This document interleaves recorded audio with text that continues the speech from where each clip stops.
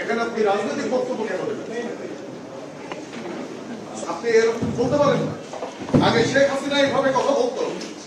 শেখ হাসিনা সবচেয়ে বড় ইলেকশন ছিল বিএনপির এগেন্সটে কথা বলতো।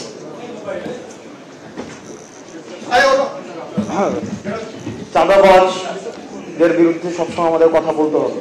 যারা চাঁদাবাজ, যারা মামলাবাজ, আমাকে একটু কথা বলতে আমাকে একটু কথা বলতে শেষ করে এটা তো শালীনতা হইল না। আমরা তো আপনাদের কাছ থেকে কিভাবে শেখাবেন আপনারা?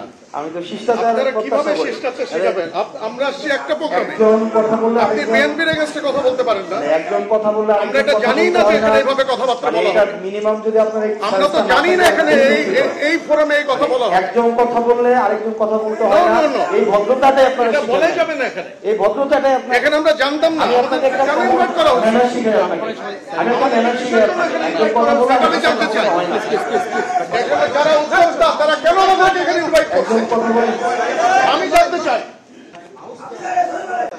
একজন কথা বললে আরেকজন কথা বলতে হয় না। আপনি বললেন আপনার কাছ থেকে আমাদের কেন এখানে ইনভাইট করা হয়েছে এটাকে আমাকে এক্সপ্লেইন করতে হবে। আপনার কাছ থেকে আমি শিখবো। কিন্তু আপনি যদি এভাবে একটা প্রোগ্রামের একটা না আপনি এইভাবে কথা বলতে পারেন না। আপনি এইভাবে কথা বলতে পারেন না। আমাকে বলতে হবে। আমাকে বলতে হবে কেন এখানে আমাকে ইনভাইট করা হয়েছে। না আপনি এইভাবে বলতে পারেন না তো।